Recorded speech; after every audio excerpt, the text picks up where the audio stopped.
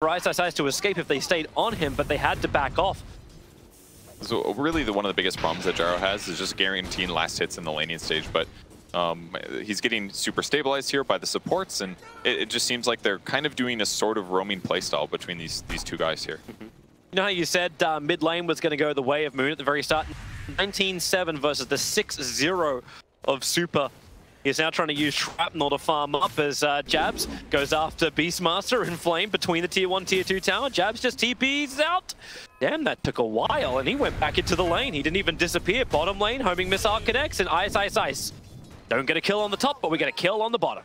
They snake that kill at least. The sniper missing last hits is definitely the biggest lacking here for LFY, but Dragon Knight just has way more base damage. He's got about 20 more base damage right now, opting for a fast belt of strength instead of a soul ring. He just wants as much raw damage as possible. That way he can keep getting these denies. But with the Aquila finally finished for Sniper, he's going to be more competitive now. He's going to have way more range than his opponent, and maybe he'll be able to harass him until Ninja Boogie rotates over range. Telekinesis, he's only got level 1, so there's no Fade Bolt to help him out here, but it won't matter. They hit level, they kill off the creep wave that was there, and Sniper will fall with that rotation of Mineski. So this is kind of what Paul was talking about. Well, you know what happens? Sniper gets ganked or doesn't lane super well, or one disable set them up for a death. That is the problem with Sniper as a whole. He's kind of like Zeus in that way. He just can't defend himself mid. Yep. Yes, he deals a lot of damage, but if somebody goes on top of him, he can't stop them from killing him most of the time. Seems to hurt you then in the other lanes. You did such a great job of keeping Mushi down, but now Mushi, he had a creep and a half, not 2 full creep waves just coming towards his tower. He's now 23-11 on the CS. DK is 24-12. So Mushi's getting so much experience because Jabs also went into the jungle. I guess Mineski just creates space on the map, but now it's up to LFY's supports to rotate and make something work. Make sure that they actually have something to fight the Luna when she's ready. It's a tough position to be in. If Sniper can stabilize, grab a big item, rotate for some ganks, things like that, it could be really good though, because one of the benefits of his hero is that, again, his range is so long that if he rotates into a lane, he can contribute to these ganks and kills, especially if Beastmaster gets a timely 6, or if he follows up on something like Earth Spirit initiating or gank. Well, the ES is looking for his initiation. Top lane, Inflame, Lucent Beam, the creeps. The Treants cannot get in front. Jabs. He just caused a lot of problems. He's going in with his Treants because it's the 5-minute bounty rune, so you can have Inflame burn the shrine, but Jabs can take the money. Really good trade there. And perfect time to pressure their opponents. In fact, wow, Mineski getting 3 out of 4, 4 out of 4 here. Yeah, all Big the money. advantage. That's 220 gold to every single person on Mineski right there. The amount of stuff they can buy. They have another Soul Ring on the way out. Mid lane, Shrapnel's coming down. Moon really under siege. Prophet TPing in, wants to try and help out. Moon still hit with the liquid fire underneath the tower. They sprout him to try and remove the vision, and with it, Moon, he's into the trees. 77 HP, regenerating quickly. In through the side, Arfu wants to go for the kick. He has the Observe Board, so he knows what he can do. The TP out in the mid lane will work, but here goes Arfu, rolling boulder in. The damage, Moon gets the stun, and he actually takes the kill underneath almost his own tier 2 towers. Tip Arfu indeed. Thank you for the gold in-game as well as towards the battle passes. Man, painful loss there, losing the Dragon Knight, but also failing the follow-up chase here. On the bright side, Brewmaster taking a lot of damage bottom. He's going to have a clap, but that's about it here. Yeah, he can clap and Drunken Brawler, and actually with the clap, the slow is enough to keep Monet away from him. But yeah, huge for Moon to get the solo kill. The extra soul rings that came out, that was for the Brewmaster, but I just love Jabs with the way he builds. Like, I don't need boots, that's not important. Medallion of Courage was the primary thing. I had the Blightstone early on, so you have just this negative effect onto the Brewmaster. And the Sprout, it's a full block. There's no easy way just to cut straight through it. Great movement, great build. Except for his Axe's skill, but he wasn't quite ready for that one. You just put it straight on the hero, never mind. Gyro might go down. Yeah, trying to create a little bit of space. Keeping Jabs as well as Ice away from him. They just don't have enough damage. If the cooldown doesn't land there, they might feel more confident to wrap around, but... Boogie has to keep running. Throws Alfu away. Sniper, the assassination, Dragon Tail stun has to be used to cancel. Ninja Boogie's got the distance, but now Moon, 3 euros behind him. Arfu, no rolling boulder yet. Here comes your TP in from Mushi. He wants to help out, so the Luna hiding inside the fog of war for the moment. The dual breath connects on 3. Super is low, and yep, there's the Eclipse. Destroys not 1, but 2 of LFY. Yao was close by, and Super was the range kill. Super's got to feel real bad about that. When he runs out of shrapnel charges, they can't guarantee the Dragon Knight kill. and just everything going bad in these early skirmishes. A 3K gold advantage for Mineski at 7 minutes. That is a commanding lead, and they're going to be able to hit the mid tower now with this gank rotation that Mushi pulled off here. Yeah, but just like the commanding lead that comes out, just the two heroes it's on, the Luna as well as the DK. Heroes which take a lot of strength to bring down, and without the sniper having a lot of the DPS, like he's still hoping for phase boost to increase that deeps, but there's just nothing there. So what, you look towards the Gyrocopter? Gyrocopter wants phase boosts and drums as well. Like, it doesn't really feel like there's a lot of power yet from LFY, so you rotate, but you're not going to find the kills. That may be when I think more of Inflame. Like, where's that roll? Where's that gank? Where's that control where Mineski just can't answer back? It's got to hit 6 first is the tough part. Like, there's not that much they could have done to help make sure that Dragon Knight doesn't get out of hand, other than maybe Sniper last hitting better. But that's very difficult to do when your base damage is lower, when Dragon Knight's nearly impossible to harass. It's just a bit of an uphill battle because his base damage is so weak, other than him just outplaying Moon. But Moon has consistently been winning these matchups here. Yep. The fact that you just didn't have the damage, like, damage reduction, now the combo with Mushi. Also, the courier snipe was another big thing too. Yeah. I'm sure that made a little bit of an impact, gives Moon a bigger advantage, spend on money that he can use to kill or to outlast his opponent using a fast belt of strength.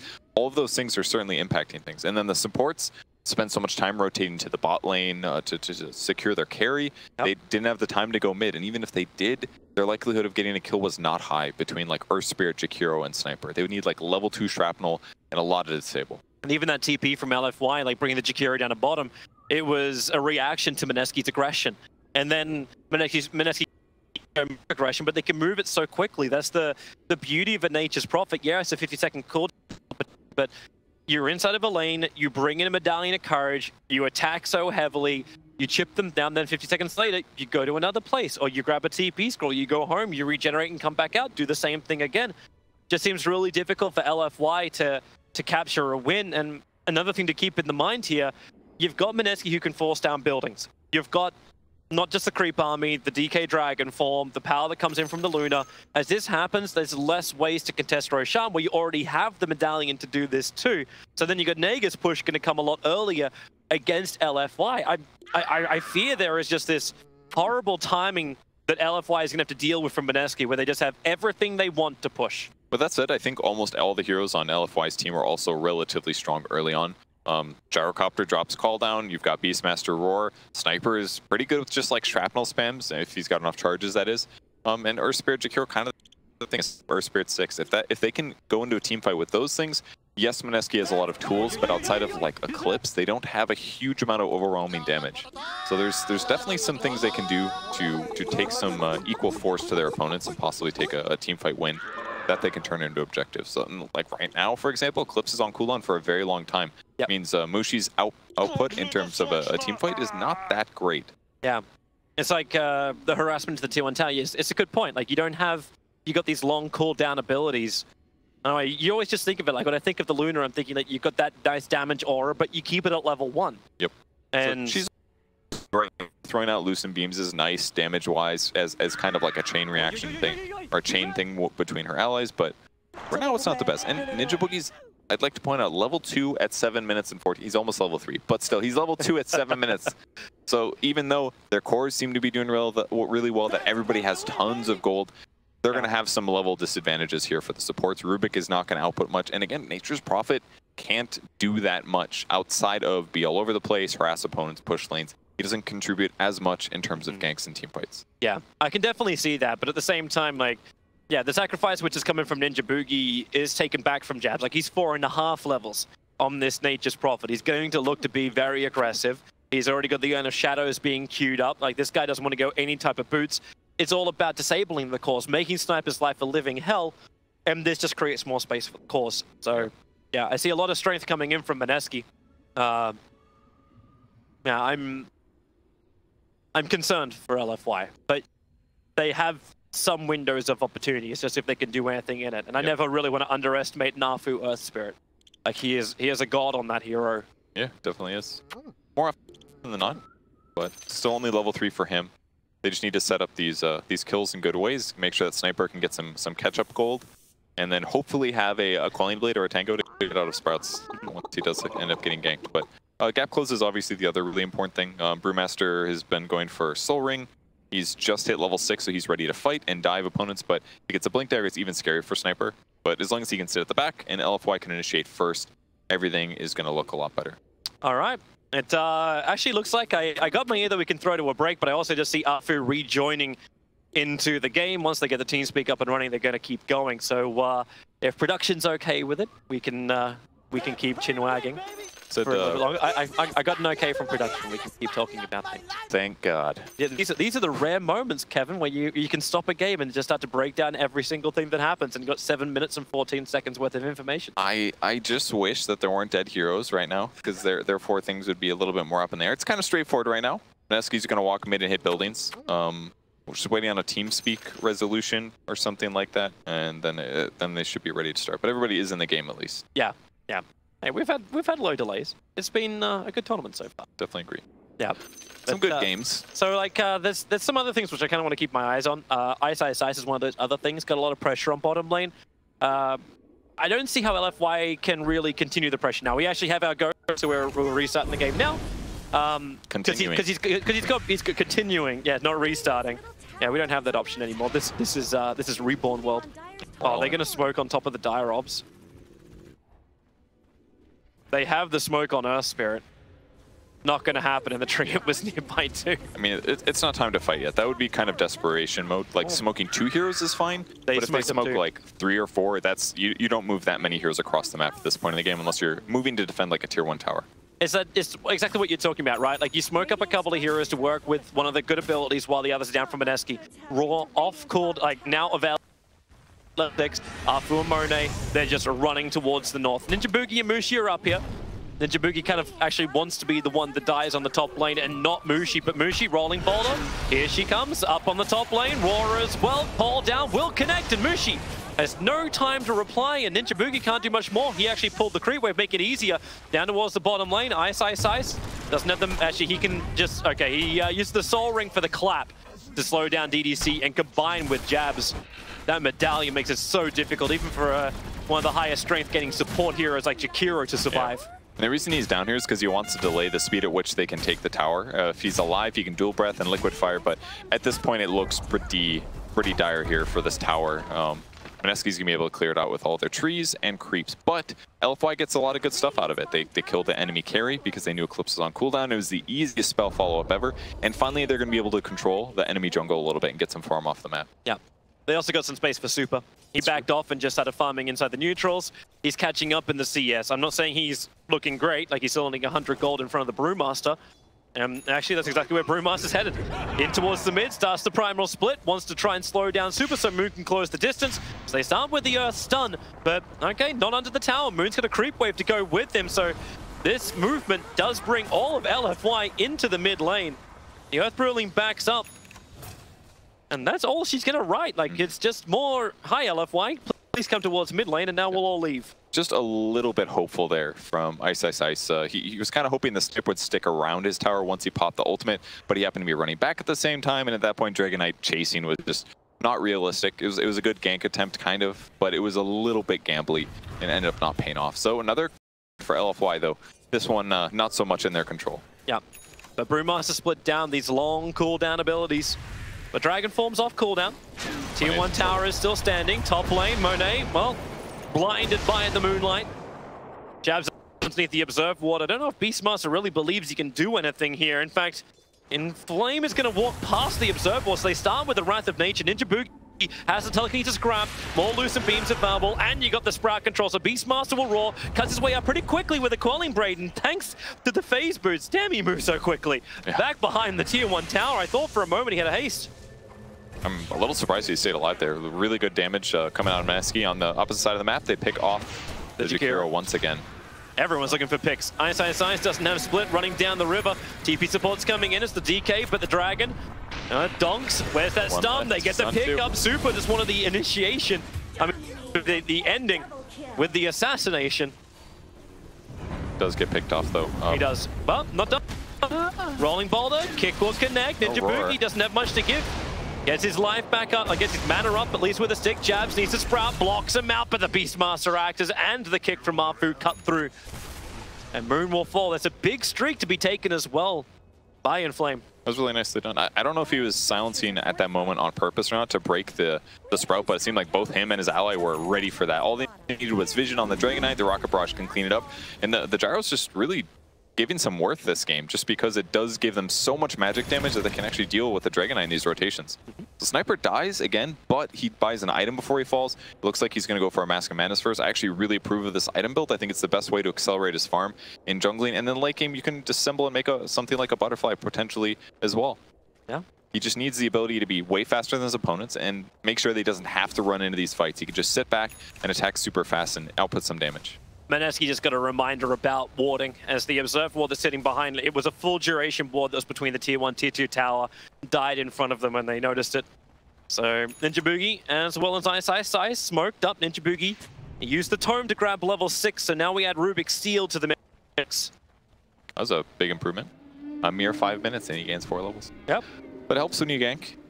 Just got to be around other high-level heroes that end up getting killed. Oh, they know exactly where Sniper's going to be right now. Oh, you left the mid lane? Well, you're either in that medium and large camp to the south, or you're by your shrine. It's the two obs. They've got one on either side of the mid lane, so that's why they saw the Sniper move around, bring the Brewmaster in close. Rubik, he'll end up stealing Shrapnel, throws down an extra charge. The silence, Arfu goes in, and here comes the rest of LFY. They came from the north, they came from behind. Ninja Boogie can get a pick up and a throwdown, at least gets a double stun, allowing Ice, and Mushi to now combo together. The Eclipse hit so hard into Monet. Beastmaster, he just wants to buy back. He wants to be part of this. Yao also wants to be part of it, but right now all he sees is Bark. It will require Inflame with the Axis to come in from behind and bring down Mushi. LFY side of the river, but it won't matter when they got this confidence. The Raw pushes Ice back up again. But thanks to this early the Jabs has got. I'm not certain Inflame has the life to survive. 17 HP, and he ticks under the tier 3 tower. So close there, but barely gets killed. Can they defend the tower? Maybe deny here? Yeah, they got a kick over on Moon. No denial. The stun actually is just Arfu dying. Super was looking at it. The Shrapnels are down and Moon just TPs out. He doesn't want to try and jump over it, so Ninja Boogie comes in close. They can switch their targets up. Yep, Assassination going for Ninja Boogie. But he's got so much life anyway. And he's got the support of the Brewmaster behind him. He is well safe. Super is trying so hard to contribute anything he can to this game, but it's just such an uphill battle. I can't even believe that LFY got as many kills as they did. It just seemed like a slaughter at the start, but slowly but surely they cleaned up some of the important heroes and they stabilized a bit. And someone gets Super some money. He's trying, but he's farming underneath the Observer ward that Mineski put down previously. So they know what Super's trying to do. At least he hit that 10 talent, so plus 20 damage. That will certainly help. If he had a Mask of Madness, he'd probably feel a little more comfortable, but he's just getting dived and dying. This hero just doesn't have a lot of survivability. His strength gain is real mediocre, and again, he can't defend himself much. Tough Sniper game. It's some real nice stacks. Like Mushi, he has the 4 points up in the Moonglaive, so getting through these stacks is a lot easier for him. He just needs someone like Moon to tank it.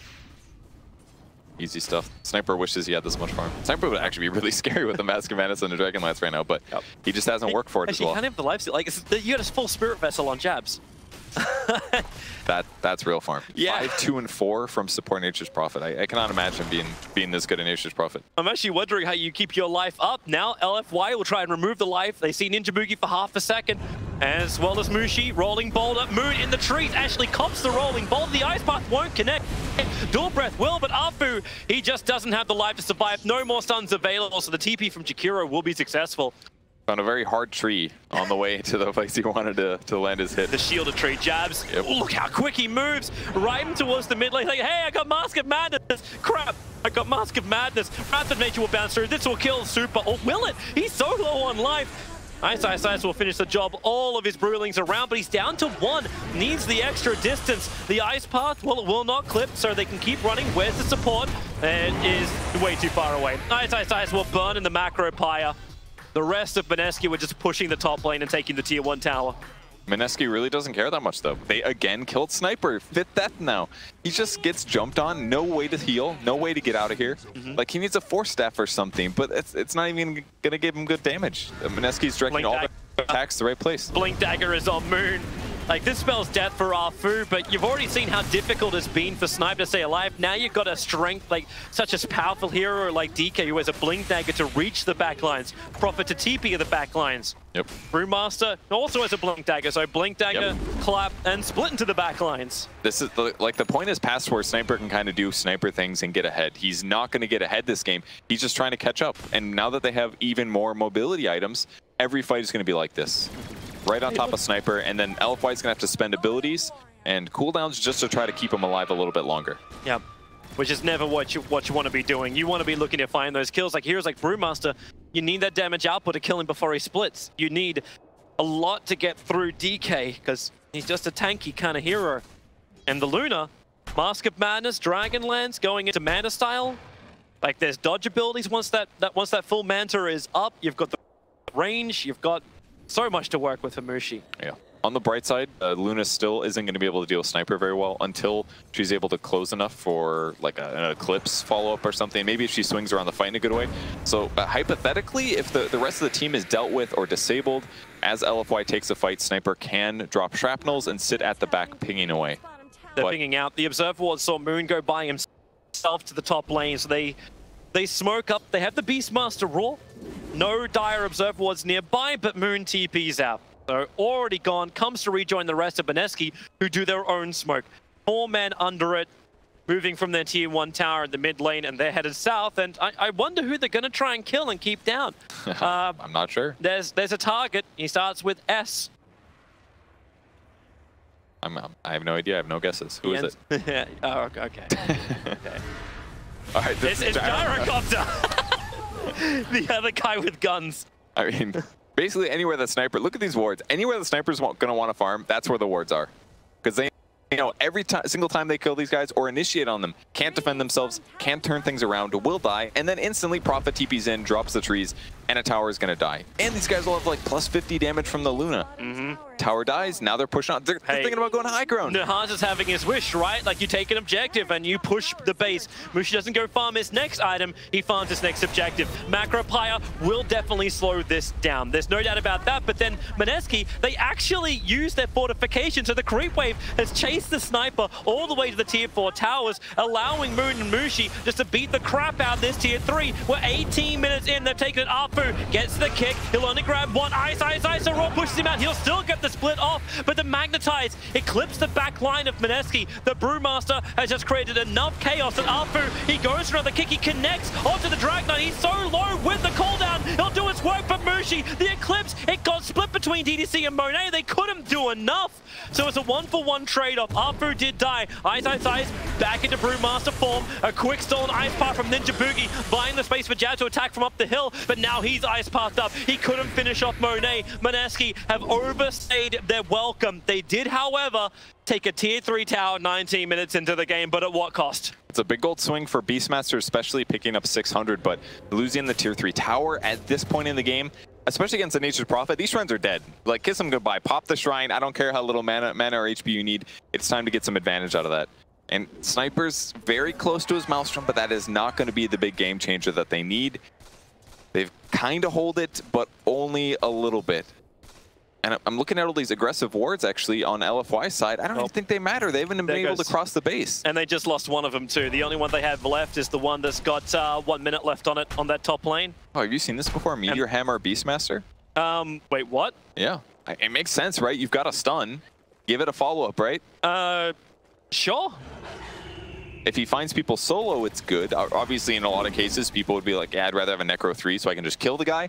But tower pushing... Mineski is running at you too. DDC, Observer and Sentry being planted down.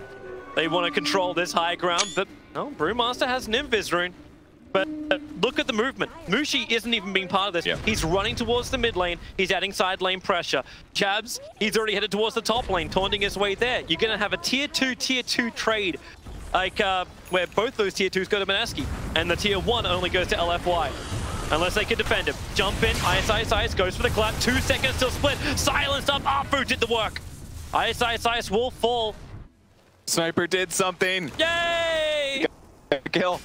Good rotation. Mineski basically realized that they couldn't take that fight. They didn't have Eclipse, they didn't have their cooldowns necessarily. They were just going to dodge. LFY was able to take the tier 1. They tried to get something out of it, but in that moment where it looked a little dangerous for LFY, oh my god, is Super going to die to these illusions? Ooh, it was very close. Just two illusions, that's all. Shrines has the life back.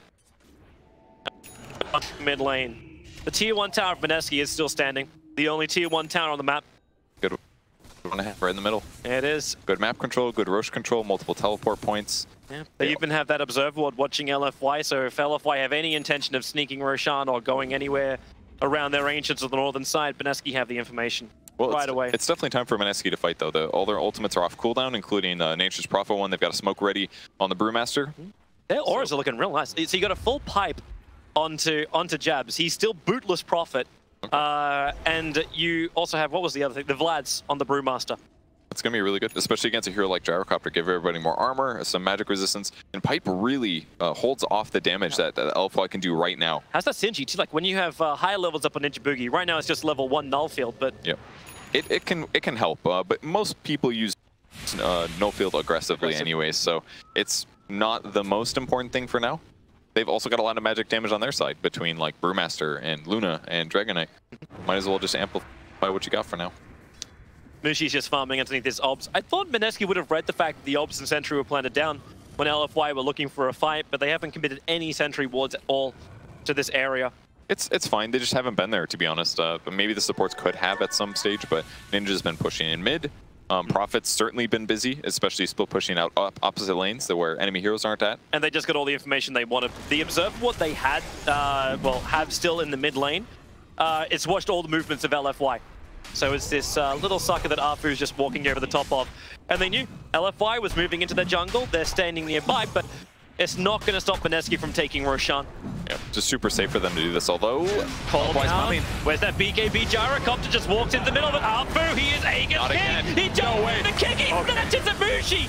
The Aegis more, even though Arfu got the kill on the Roshan, but it won't matter when Mushi, it was a double damage rune, the Wrath of Nature to the Gyrocopter.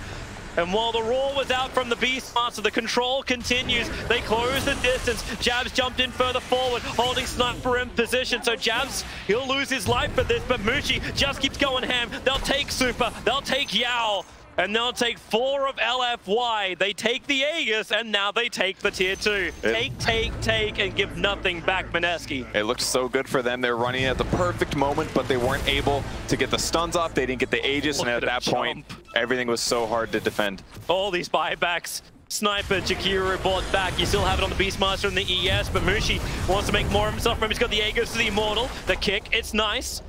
But Ice just beating the crap out of DDC with a stick. And they find kill. Goodbye ES, the Glaze bounce through. It's difficult for the Beastmaster. He doesn't have that life, but maybe with the call down, Brewmaster cops a lot of damage, goes for one quick clap.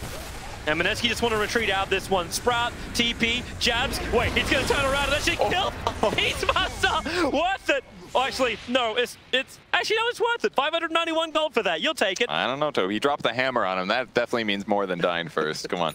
But again, Sniper gets to sit back in the team fight and actually accomplish something. I mean, he did have to buy back for that, but not all bad. They went about even in that engagement. Yeah. A lot of gold to Gyro, too. It was actually a dieback from Jabs, too. Okay. So, like, he did buy back during that. Some brief relief against the constant lane pressure that Nature's Prophet provides. But Aegis is gone. The game is semi-reset. With that said, Luna's picked up his BKB finally. Yeah. 10 whole seconds on this, and level 19. And pretty much from here on out, Luna becomes a bit of a monster. So, gotta be careful. Other small upsides of the range racks on bottom. Like, the melee is still alive and regenerating. That's actually not too bad. The wave will be constantly pushed. Prophet's likely going to threaten that a little bit. Rune's waiting for the runes. He's trying not to attack him. He takes the bounty. Good snake. He actually had to stop himself from attacking twice. Yeah. He swung the sword.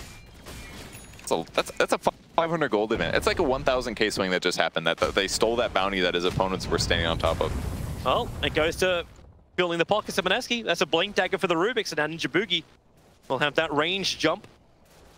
Gonna probably be looking for Call Down is fantastic, Beastmaster Roar, anything Jakiro related, even like Sniper Shrapnel. Mushi, he's real close. Blink forward, Mushi very quick on the BKB and the loose Being followed, Dragon Tail stunned. Inflame thought he had something, but really, he had nothing. They moved their attention over towards Afu on the trees. Nowhere to really rolly boulder out. Ninja Boogie can put the Sprout down just to ensure nothing else is here.